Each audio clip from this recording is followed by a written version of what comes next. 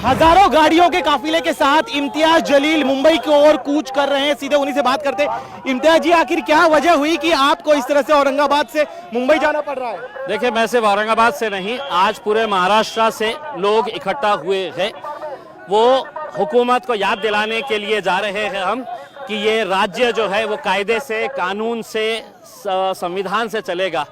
जिस तरीके से जाति, धर्म और मजहब के नाम के ऊपर गंदी घटिया राजनीति खेली जा रही है, स्टेज के ऊपर खड़े रह के मुसलमानों को गाली दी जा रही है, हमारे धर्म के ऊपर गाली दी जा रही है, कोई कार्रवाई नहीं हो रही है, पुलिस खामोश बैठी हुई है, सरकार प्रशासन है तो इसको बढ़ावा दे रही है। और अफसोस के साथ कहना पड़ रहा है कि अदालतों से जो उम्मीद थी कि अदालत ने इसके बारे में कोई सख्त रवैया अपनाना चाहिए, वो भी जब खामोश नजर आ रहे हैं तो हमें मजबूरन सड़क के ऊपर उतर के हमें कहीं ना कहीं सरकार को जगाने के लिए हम जा रहे हैं, उन्हें संविधान की कॉपी देने के लिए जा रहे हैं। आप कह रहे हैं सरकार को जगाने के लिए जा रहे हैं, लेकिन आप बताइए आखिर इतना बड़ा हजारों गाड़ियों का काफिला आप अरेंज कैसे कर पाए?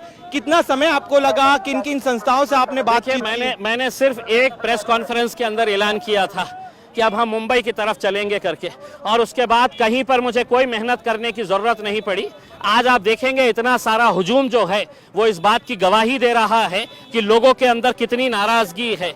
क्या ये देश, क्या ये राज्य गुंडागर्दी के हिसाब से चलेगा कि कोई कुछ भी कहेगा और हमने खामोश बैठ के सुनते रहना चाहिए? पुलिस ने खामोश बैठ के सुनते रहना चाहिए? महाराष्ट्र का एक इतिहास रहा है, बहुत अच्छे पुलिस ऑफिसर्स यहाँ पर रहे हैं, लेकिन अफसोस के साथ कहना पड़ रहा है कि राजनीति ने इनके ऐसे हाथ बांध रखे हैं कि ये बेचारे भी कुछ कर नहीं पा रहे हैं। अपनी आंखों के सामने देख रहे हैं कि गैर कानूनी कुछ हो रहा है, कोई क्रिमिनल एक्ट हो रहा है, लेकिन कर नहीं पा रहे हैं क्योंकि सरकार ने इनके पूरे हाथों को जकड़ के रखा हुआ। लेकिन देखिए, रामगिरी महाराज का कहना है कि उन्होंने कोई भी गलत बयान नहीं दिया है, अगर आपको आपत्ति है तो आप कोर्ट जाइए।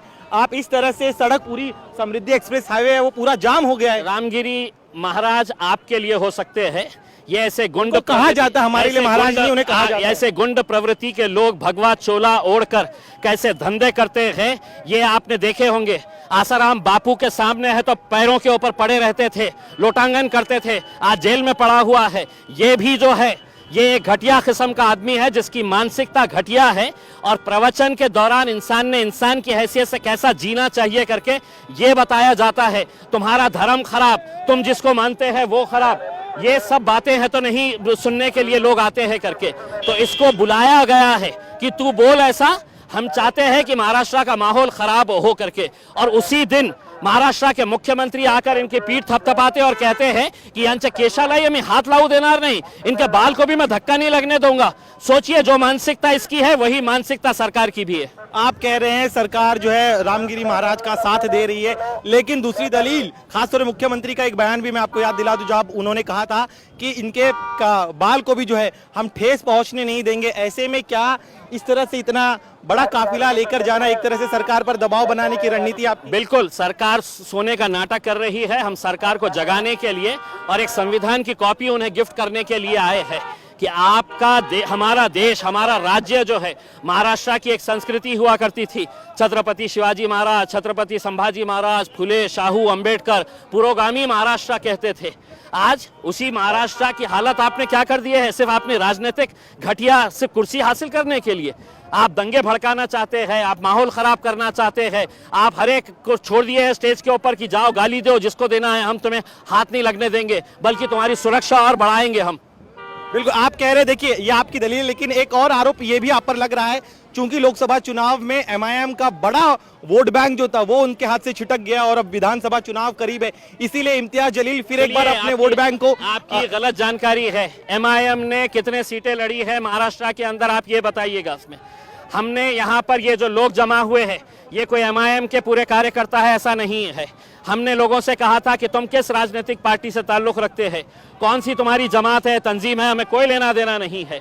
यहाँ पे बाहैसियत मुसलमान तुम आइएगा, वरना जिस तरीके की बयानबाजी चल रही है आज, महाराष्ट्र के जो हालात बन रहे हैं, उससे तो हमें ऐसा लग रहा है कि सरकार चाहती है कि कहीं ना कहीं कुछ गड़बड़ हो जाए और हमारी है तो राजनीति है तो चलती रहे, हमारी दुकान चलती रहे। आप सरकार पर आरोप लगा रहे हैं, लेकिन विपक्ष जो है महाविकास आघाड़ी, उनके कई नेताओं का कहना है कि आप और बीजेपी मिले जुले हुए हैं, चुनाव के ठीक पहले माहौल खराब करना चाहते हैं। आरोप हमने बहुत पहले भी सुन चुके हैं। उसमें आज किसी में इतनी हिम्मत नहीं है एक आवाज के ऊपर इतनी पब्लिक अगर आई है तो वो मेरे नाम के ऊपर नहीं आई है, वो हमारे प्रॉफेट मोहम्मद के नाम के ऊपर आई है, जिनके बारे में गलत बयानी होने के बावजूद भी लोग उसकी तायीद कर रहे हैं, उसका सपोर्ट कर रहे हैं। लोग उनके नाम पे आए हैं, इम्तियाज जलील और एमआईएम के नाम के ऊपर ये लोग इकट्ठा नहीं हुए हैं। एक आरोप यह भी लग रहा है कि इतनी बड़े पैमाने पर जो भीड़ आई है, आपने सभी को इमोशनली अपील की थी कि आप जो है अल्लाह की खातिर जो है अपने पार्टी को डिफरेंसेस को भूल कर यहाँ पर आए।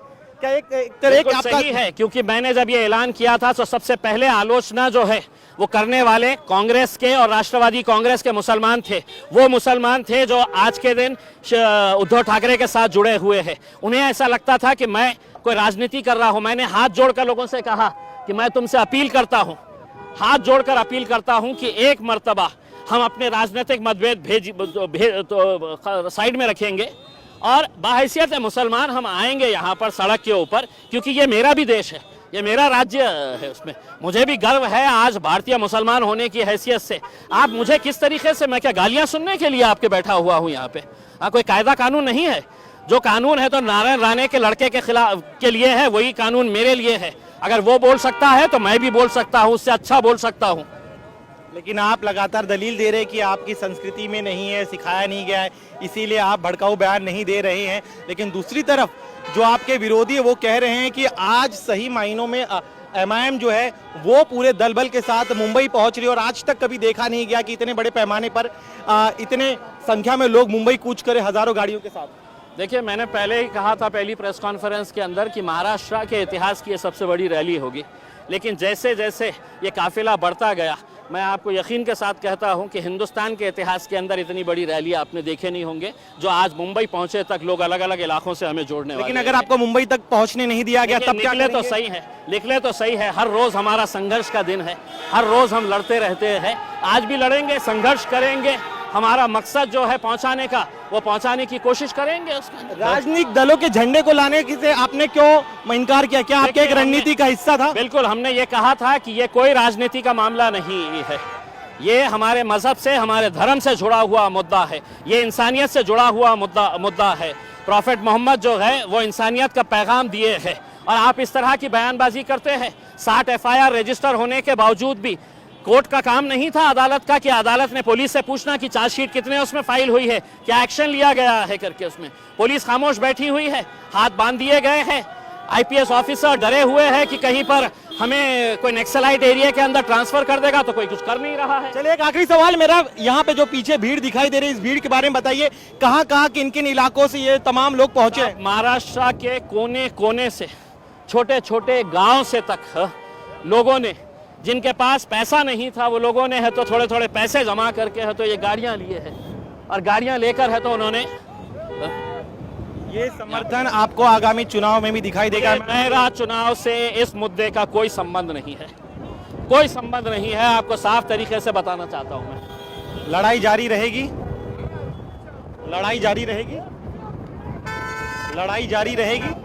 बिल्कुल, हमारा संघर्ष, हर रोज हमारा संघर्ष रहता है, आगे भी संघर्ष जारी रहेगा। एक जाने से पहले आप देखिए, हम लोग काफी हद तक आगे, लेकिन बताया जा रहा है कि बिना इजाजत आप लोग आगे बढ़ रहे हैं, ऐसे में आपको रोको? कोई ऐसी बात नहीं है। मैं पूरे लगातार 3 दिन से पुलिस अधिकारियों के संपर्क में था।